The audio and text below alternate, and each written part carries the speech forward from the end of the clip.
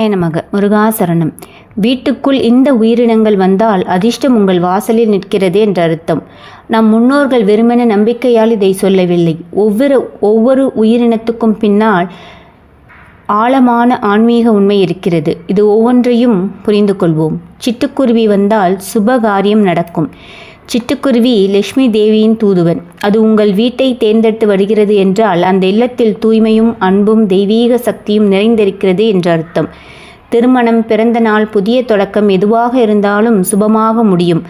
அதை துரத்தாதீர்கள். வரவேற்று நன்றி சொல்லுங்கள். வெட்டுக்கிளி வந்தால் பணம் சேரும். வெட்டுக்கிளி வீட்டுக்குள் வருவது அபூர்வம். அது வந்தால் பொருளாதார நெருக்கடி விலகும். எதிர்பாராத வழியில் பணம் வரும். நிலுவையிலிருந்த கடன் திரும்பும். புதிய வருமான வழி திறக்கும் என்று நம் பாட்டிகள் சொன்னார்கள். நாய் வந்தால் கந்திஷ்டி விலகும். நாய்க்கு 6வது அறிவு உண்டு. அது தீய சக்திகளை உணரும், விரட்டும். எந்த வீட்டில் நாய் மகிழ்ச்சியாக வாலாட்டி வருகிறதோ அந்த வீட்டில் எந்த தீய சக்தியும் நுழைய முடியாது. பைரவரின் வாகனம் நாய். அதன் இருப்பே ஒரு கவசம். அரணை வந்தால் வரா கடன் வசூலாகும். அரணை வீட்டினுள் வருவது அரிது. நீண்ட நாள் நிலுவையில் இருந்த பணம், தொலைந்த வாய்ப்புகள், மறந்த உறவுகள் எல்லாம் திரும்பி வரும் என்பது ஐதீகம். அரணையை கண்டால் மனதில் நன்றி சொல்லுங்கள்.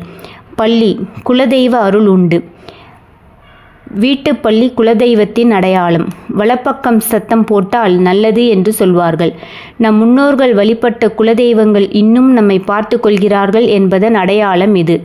செங்குளவி வந்தால் மகிழ்ச்சி உண்டாகும். சிவப்பு நிற செங்குளவி வீட்டில் நுழைவது விரைவில் சந்தோஷமான நிகழ்வு நடக்கும் என்ற சின்னம். குழந்தையின் சிரிப்பு கேட்கும். குடும்பம் ஒன்று சேரும். இல்லத்தில் கொண்டாட்டம் நடக்கும். அணில் வந்தால் சிக்கல்கள் தீரும்.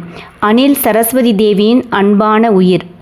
இராமாயணத்தில் கடல் கட்டுவதற்கு அணில் உதவியது நினைவிருக்கிறதா? அது வீட்டுக்கு வந்தால் கல்வி, தொழில், மனக்குழப்பம் எல்லாமே மெல்ல மெல்ல சரியாகும். பெரிய சிக்கல்களும் சின்னதாகும். புறா வந்தால் பணத்துக்கு பஞ்சமில்லை. வெண்புறா வீட்டில் கூடி கட்டினால் அந்த குடும்பத்தில் ஒருபோதும் பொருளாதார குறை வராது என்று ஐதீகம். புறா அமைதியின், செழிப்பின், அன்பின் தூதுவன். 2 புறாக்கள் வந்தால் இல்லத்தில் ஜோடி பாக்கியம் கூடும். கிளி வந்தால் எதிர்பாராத நல்லது நடக்கும். கிளி வீட்டினுள் வருவது அபூர்வமான அதிர்ஷ்டம். கிளி வாக்கு சித்தி பெற்றது என்று சொல்வார்கள். அது வந்த நாளிலிருந்து எதிர்பாராத நல்ல செய்தி வரும். புதிய வாய்ப்பு திறக்கும். நீண்ட நாள் கனவு நிறைவேறும். பொன் வண்டு வந்தால் காரிய வெற்றி.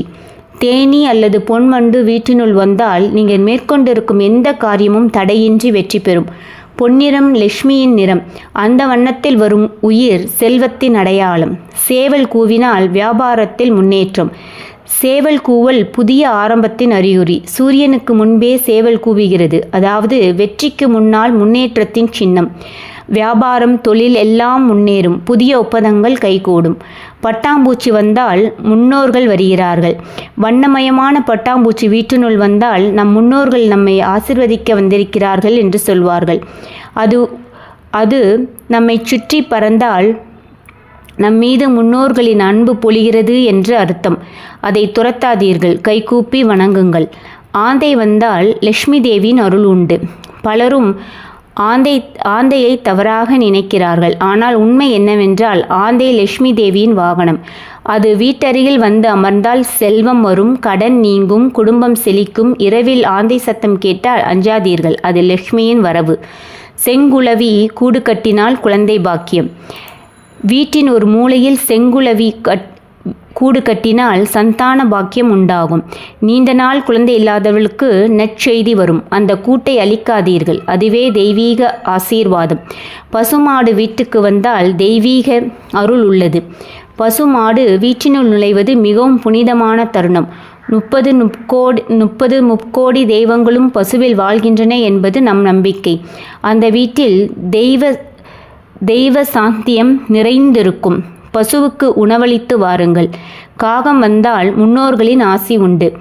காகம் பித்ரு தேவதையின் வடிவம். அது வீட்டில் வந்து கூவினால் முன்னோர்கள் நம்மை நினைக்கிறார்கள், அவர்களுக்கு நம் நினைவு தேவை என்று அர்த்தம். உணவு வையுங்கள், நன்றி சொல்லுங்கள்.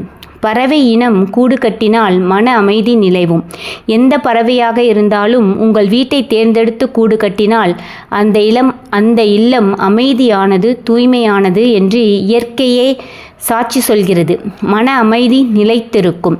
மயில் வீட்டுக்கு வந்தால் மிக அரிது, மிகவும் அதிர்ஷ்டம். மயில் முருகனின் வாகனம். அது வீட்டருகில் வந்தால் முருகனின் திருவருள் நேரடியாக உங்கள் குடும்பத்தை காக்கிறது என்று அர்த்தம். நோய் நீங்கும், துன்பம் விலகும். அந்த நாள் உங்கள் வாழ்வின் திருப்புமுனை நாளாக இருக்கும். வளர்ப்பு பிராணிகளுக்கு இவை பொருந்தாது. இயற்கையாக தானாக வரும் உயிரினங்களுக்கே இந்த நம்பிக்கை பொருந்தும். நம் முன்னோர்கள் இயற்கையோடு வாழ்ந்தார்கள். ஒவ்வொரு உயிரிலும் தெய்வத்தை கண்டார்கள். அந்த பார்வையே நம் தமிழ் கலாச்சாரத்தின் மிகப்பெரிய செல்வம். இந்த நம்பிக்கையை காப்பாற்றுவோம். இந்த அன்பை பரப்புவோம். நன்றிகள் கோடி.